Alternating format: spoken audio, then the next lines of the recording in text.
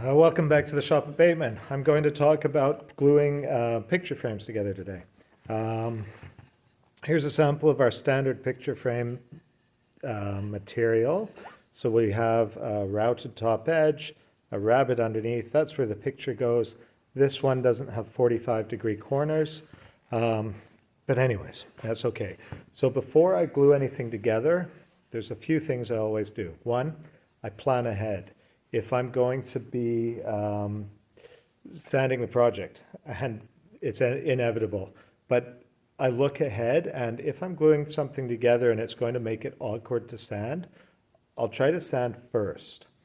So in the case of building a box, I sand the inside of the box before gluing it together. In the case of these picture frames, it becomes a little bit difficult to sand that profile in the middle once the picture frame's put together. So there's a couple things I take a look at. The first thing is that outside edge.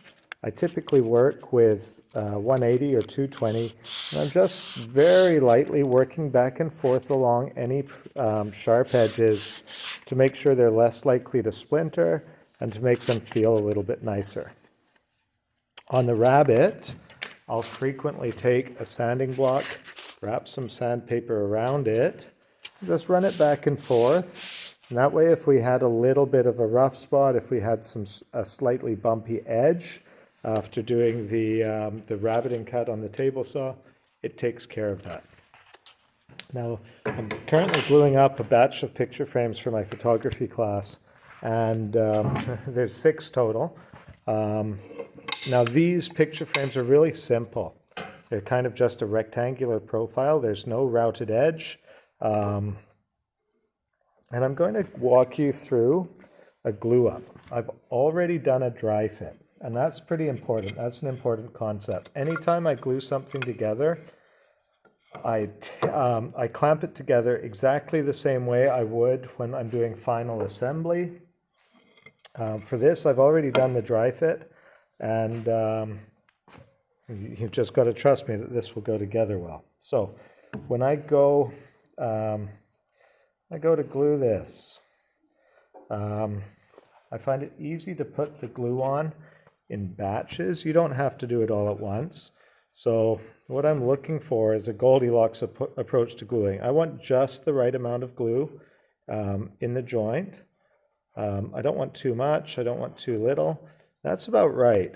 So I roughly put glue on, and I'm working on the 2 long pieces together. It just kind of simplifies things, makes it go a little bit quicker.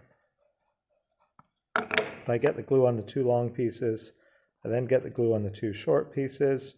I'm using LePage Carpenter's glue, by the way, which is non-toxic, so I really don't mind touching it. I don't need to worry about fumes, anything crazy like that. So this is very similar to what you've used in school as, a LePage white glue. So I've got glue on all of the corners.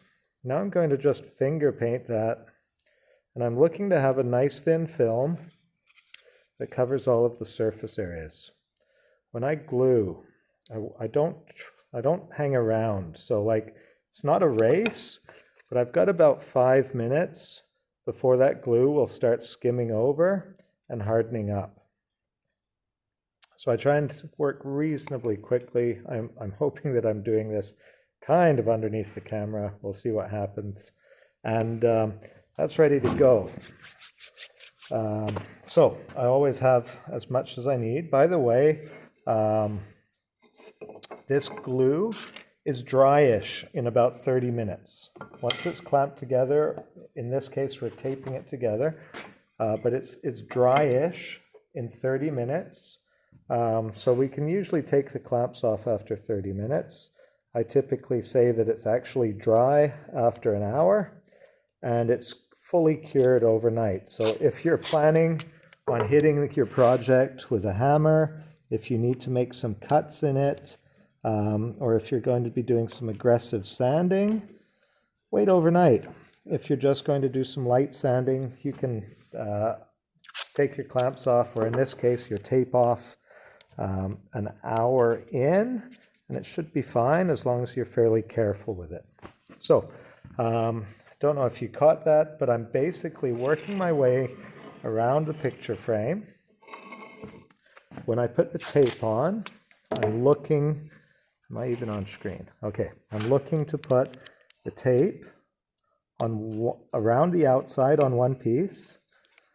I slide it over and I stretch the tape out. So I'm stretching the tape out on that second edge, and then I slide the joint closed. I could work all the way around. In this case, I'm choosing to put tape on the top as well. So I put the tape on one surface, stretch it out, attach it to the second, and then I'm working my way around. This last edge is not quite as easy, but same deal.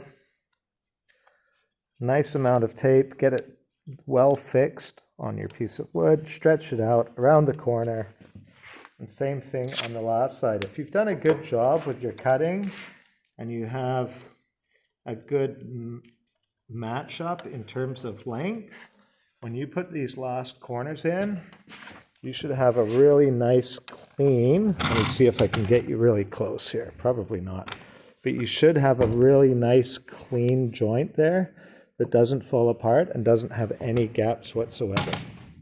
So let's see. Next time I'll try to fix the tripod a bit better. Anyways, finish that off. So I think I got that together within 5 minutes. Oh, easy, which means that I've moved quickly enough that the glue won't have hardened at all.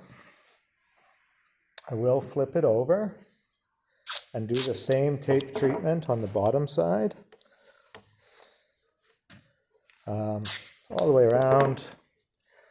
Before I finish, the last thing I do is I put my initials on this with the time so that I know when I can unclamp it, or I know when the next person who needs my clamps can clamp it. Now, obviously I'm not using clamps here, but DW 325, that'll be ready to go in the morning. So there's a glue up. Key elements, make sure you do a dry fit every time. That means taping or clamping, however you want to do it finally. Make sure that it's going to work out properly. Have everything organized, laid out properly before you start. Do your sanding first, and then get the right amount of glue on. You may notice there's a little bit of glue squeeze out there. That's just fine. We can take care of that with sanding tomorrow. Okay? So the next video in the series will show a diagonal cut across the corner to insert a spline to reinforce that corner. Thanks for watching. We'll see you next time.